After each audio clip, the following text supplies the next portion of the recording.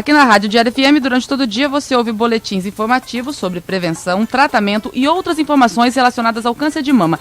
E toda sexta-feira, entrevistas especiais sobre o tema. E fechando hoje a nossa série de entrevistas, recebemos o médico Henrique Campos Galvão, que é geneticista do Hospital de Câncer de Barretos. Olá, doutor Henrique, bom dia. Bom dia, obrigado pelo convite. Prazer recebê-lo aqui.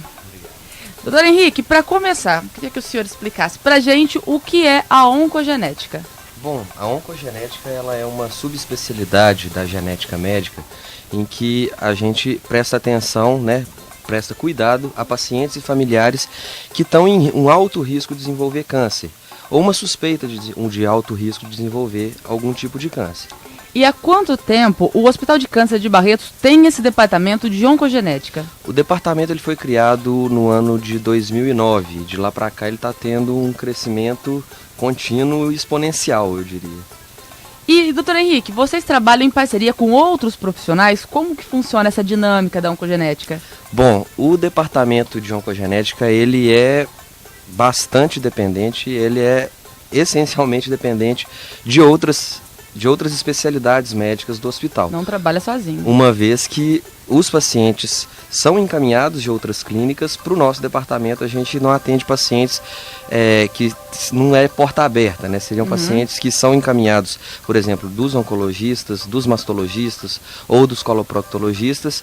A partir daí eles são então atendidos pela oncogenética. E dentro do departamento também a gente tem uma equipe multidisciplinar de atendimento a esses pacientes. Então é sempre uma interação entre vários profissionais. Então não é qualquer paciente que faz esse tratamento, que é feito um mapeamento oncogenético, não é com qualquer um, precisa ter um encaminhamento. Como que funciona isso? Bom, essa pergunta é bem importante e a questão é a seguinte. São poucos, na verdade, assim, a maioria dos casos de câncer são associados a um que a gente chama de tipo esporádico, Não teria esse perfil genético, hereditário, bem caracterizado. Só cerca de 5 a 10% dos casos teriam, então, esse padrão que a gente chama de hereditário. É minoria? É uma minoria. E a partir desse momento, então, a partir desses casos, faz uma análise que a gente faria como se fosse assim, uma certa triagem desses pacientes, Se a gente fosse investigar toda a população, até pela própria prevalência, que é pequena dos casos hereditários, a gente não teria uma capacidade de cobertura tão grande e teria uma certa dificuldade de acompanhar os pacientes, uma dificuldade inclusive em termos dos exames, os resultados do exame não serem representativos do que significa realmente esse perfil hereditário. E dá pra gente traçar um perfil mais prático ainda desses pacientes que precisam de um mapeamento genético? Casos de câncer com parentes de primeiro grau, de segundo, como é? Se foi a tia-avó, não precisa? Bom, isso basicamente é estudado pelo médico assistente do paciente, como eu falei, um oncologista ou um mastologista. Quais características ele considera, então, para saber se seria importante encaminhar para o médico geneticista? São aqueles vários casos de câncer na família, casos em que o tipo de câncer que a pessoa foi diagnosticada é um tipo raro, um tipo histológico raro, ou então quando acontece numa idade bem inferior àquela que é considerada a média para determinado tipo de câncer. Isso tudo é levado em conta para a pessoa poder ser encaminhada para o serviço de oncogenética. Doutor Henrique, qual a importância da oncogenética para o diagnóstico precoce? É fundamental? Sim. Como a gente está acompanhando um grupo que a gente considera alto risco para desenvolver câncer de mama, e esse alto risco por causa do padrão hereditário, a detecção é fundamental. Uma vez que a gente consegue detectar essas pessoas na população geral, a gente seleciona essas pessoas, então tem uma atenção individualizada e a partir daí a gente define um protocolo de segmento desses pacientes que é muito mais rigoroso. No fim das contas, por que a gente está procurando esse tipo de paciente e a gente está dando atenção a esse tipo de paciente e a família dele? É para fazer exames, por exemplo, de ressonância magnética ou exame de colonoscopia, que não é um exame que está disponível, tem uma abrangência de disponibilidade tão grande, mas para eles vale a pena solicitar esses exames que são caros, são dispendiosos, mas que para a atenção desse tipo de paciente justifica. por causa desse risco. Então, seria a detecção precoce e a redução do risco de aparecer câncer nesses pacientes que têm um alto risco, que se justifica então todos esses tipos de exame. E no tratamento em si, a oncogenética ela também pode ser aplicada? Sim, né? É uma situação menos frequente, é uma situação que está começando a ser aplicada agora, mas a interação da oncogenética, que faz parte da prevenção, com a oncologia clínica, que seria o tratamento, né, para o paciente que já teria o diagnóstico de câncer, essa interação vai no sentido de que cada vez mais medicamentos individualizados, né, que eles chamam da medicina personalizada, estão entrando no mercado. E, por exemplo, tem alguns tipos de medicamento que estão sendo desenvolvidos que seriam específicos para as pessoas que teriam determinada alteração genética, né, essa alteração genética determinando certa manifestação clínica e um medicamento que a gente chama de medicamento-alvo atuando em cima dessa alteração, desse defeito que teria numa via genética. E a oncogenética, ela é aplicada no tratamento do câncer, dá pra gente dizer há quanto tempo? E eu também queria saber quais os benefícios, quais os avanços que ela já proporcionou. Bom, a gente separa essa questão de, né, predisposição do câncer esporádico e predisposição hereditária, mas para fins... Não existe uma delimitação rígida para isso aí, né? Mas para fins de estudo e para fins de atendimento mesmo, para facilitar o atendimento.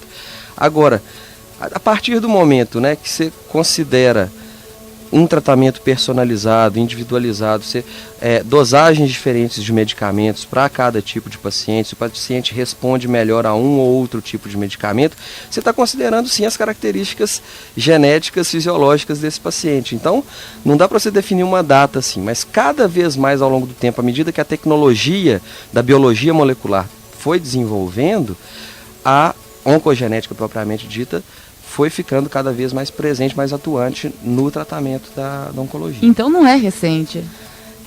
Por volta da década de 70, por aí, já começou, por causa do desenvolvimento da biologia molecular, isso foi ficando é mais recente, ativo. A gente pode considerar. Relativamente recente, né? Relativamente recente. E doutor Henrique, a oncogenética também realiza trabalho de pesquisa no Hospital de Câncer de Barretos? Como é? Sim, é essa interação muito forte, né? O CEPOM seria o Centro de Pesquisa de Oncologia Molecular do Hospital de Câncer de Barretos. Ele é bastante ativo em várias frentes de pesquisa.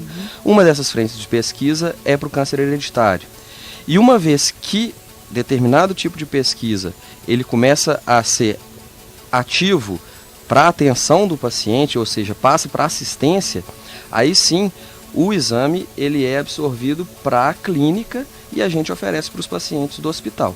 E existe especialização no Hospital de Câncer para novos profissionais? Existe mestrado também? Bom, o programa de pós-graduação do Hospital de Barretos, ele, né, oferece tanto a residência multiprofissional como programas de pós-graduação estrito sensu, né, seria o mestrado e doutorado, e a gente está buscando expandir isso aí também, né, para a formação também de médicos para atenção à oncogenética. Doutor Henrique, como nós estamos em outubro rosa, a oncogenética, ela vem sendo bastante aplicada, especificamente no caso do câncer de mama? Sim. Mais que os outros, como é? A oncogenética, na verdade, assim, essas síndromes de predisposição hereditária, os tipos de câncer, né, câncer de mama e câncer de intestino, de ovário, são os que estariam mais frequentemente associados a essa questão hereditária. Ou seja, câncer de mama, como a frequência dele já é alta e cerca de 5 a 10% estão associados à hereditariedade. Além disso, né, tem a questão da divulgação toda no ano de 2013 da atriz Angelina Jolie, chamando a atenção, né, para a necessidade de divulgação desses exames que seriam preventivos, que chamariam a atenção às mulheres com câncer de mama hereditário. Sim, né, acho que cerca de 60% das pacientes que passam pela oncogenética têm alguma queixa relacionada ao câncer de mama. Você falou da Angelina Jolie, a retirada total das mamas, quando existe essa predisposição muito grande, é indicada? Bom, a gente faz uma análise, né, são várias as síndromes de predisposição. Uma delas é o que a gente chama de síndrome de predisposição ao câncer de mama e ovário hereditário, que é a mutação nos genes BRCA1 ou BRCA2. Foi esse o caso que a atriz divulgou, né? E uma vez que a gente detecta uma mutação desse tipo, a pessoa teria como opção seguir com mamografia intercalada com ressonância magnética o acompanhamento das mamas. Isso aí já é mais do que a população geral que só faz a mamografia a partir dos 40 anos. E uma outra opção seria a retirada do tecido mamário com colocação de prótese. Então, na verdade, não é que é uma indicação absoluta, né? Cada caso individualizado, a gente vai tentar estabelecer o melhor protocolo. Mas, a partir daí, uma das possibilidades é essa, sim, de retirada do tecido mamário. Prevenção, mamografia continua sendo fundamental. Com certeza, né? Todas as mulheres, e aí é importante colocar isso.